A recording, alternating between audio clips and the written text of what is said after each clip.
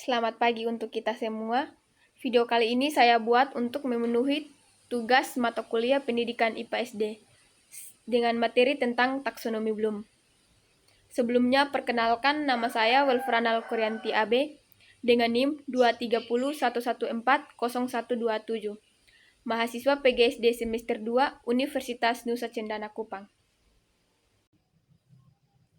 Pengertian taksonomi Bloom. Taksonomi Bloom adalah struktur hierarki yang mengidentifikasi keterampilan berpikir dari jenjang yang rendah ke jenjang yang tinggi.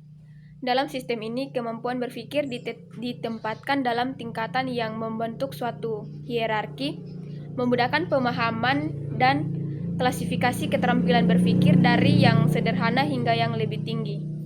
Taksonomi Bloom terutama banyak diterapkan ketika merencanakan tujuan pembelajaran dan aktivitas pembelajaran.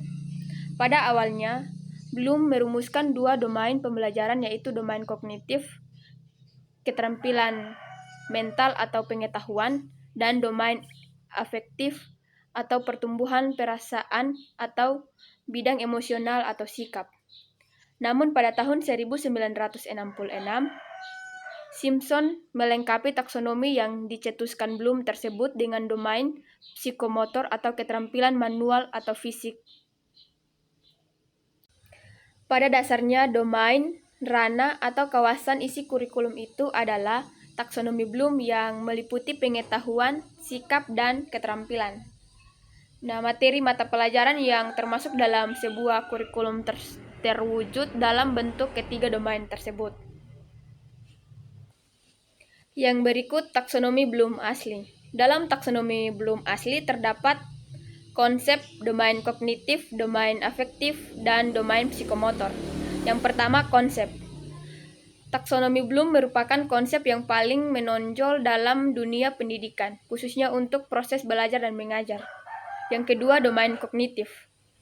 Meliputi memproses informasi, pengetahuan, dan keterampilan mental, ingatan, berpikir, dan proses-proses penalaran. Yang ketiga, domain afektif. Domain afektif meliputi sikap dan perasaan dan emosi dalam diri seseorang. Yang keempat, domain psikomotor.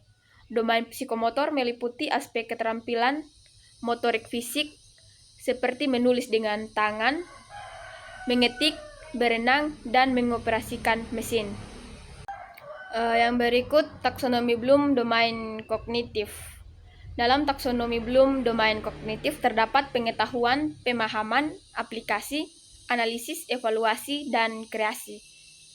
Yang pertama, pengetahuan, di mana tingkatan terendah ini dimaksudkan sebagai kemampuan mengingat kembali materi yang telah dipelajari. Misalnya, istilah, fakta khusus, konvensi, kecenderungan dan urutan, klasifikasi dan kategori, kriteria, dan metodologi. Yang kedua, pemahaman.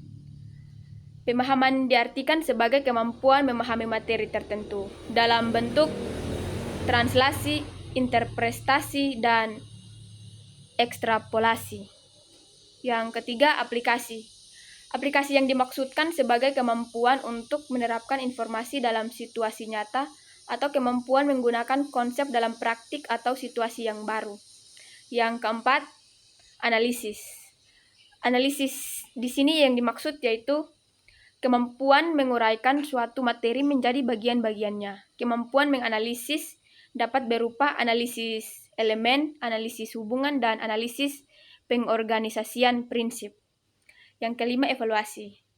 Kemampuan melakukan evaluasi diartikan sebagai kemampuan menilai manfaat suatu benda atau hal untuk tujuan tertentu berdasarkan kriteria yang jelas. Paling tidak ada dua bentuk tingkat atau level. Yang keenam, kreasi. Kreasi dimaknai sebagai kemampuan untuk memproduksi berupa memproduksi komunikasi yang unik, rencana atau kegiatan yang utuh, menghasilkan seperangkat hubungan abstrak. Yang berikut taksonomi Bloom domain afektif. Ada beberapa metode yang perlu diketahui dalam taksonomi Bloom domain afektif. Yang pertama, menerima. Yang dimaksud yaitu tingkat dasar di mana siswa hanya menerima atau menghadapi informasi tanpa menunjukkan respon apapun. Contohnya termasuk mendengarkan kuliah atau membaca materi tanpa mengungkapkan reaksi atau pemahaman. Yang kedua, menanggapi. Pada tingkat ini, siswa mulai menunjukkan respon atau reaksi terhadap informasi yang diterima. Ini bisa berupa pertanyaan, komentar, atau bahkan ekspresi wajah yang menunjukkan pemahaman atau ketidakpahaman. Yang ketiga, menilai. Di sini siswa mulai mengevaluasi nilai atau kepentingan dari informasi yang diterima. Mereka dapat mengidentifikasi pentingnya informasi tersebut dalam konteks mereka sendiri, serta menghubungkannya dengan nilai-nilai personal atau nilai-nilai yang diterima secara umum. Yang keempat, mengelola. Pada tingkat ini, siswa mulai mengatur dan mengelola informasi serta respon mereka secara lebih sistematis. Mereka mungkin mengelompokkan informasi, mengidentifikasi pola, atau mengorganisirnya dalam rangka nilai atau konsep yang lebih luas. Yang kelima, menghayati. Ini adalah tingkat tertinggi di mana siswa benar-benar menginternalisasi nilai-nilai atau kepercayaan yang diterapkan dalam tindakan mereka. Mereka menggunakan informasi dan nilai-nilai ini untuk membentuk identitas dan karakter mereka, dan bertindak sesuai dengan nilai-nilai tersebut secara konsisten. Yang berikut, taksonomi Bloom domain psikomotor. Hal-hal yang perlu diketahui dalam taksonomi Bloom domain psikomotor yaitu yang pertama, mengetahui. Ini adalah tahap di mana siswa mulai mengamati dan memperhatikan gerakan atau tindakan tertentu. Mereka mengenali apa yang harus dilakukan, tetapi belum memulai tindakan nyata. Yang kedua, memahami. Pada tahap ini, siswa memiliki pemahaman dasar tentang bagaimana melakukan tindakan atau gerakan yang diamati. Mereka memahami langkah-langkah atau komponen yang terlibat dalam tindakan tersebut.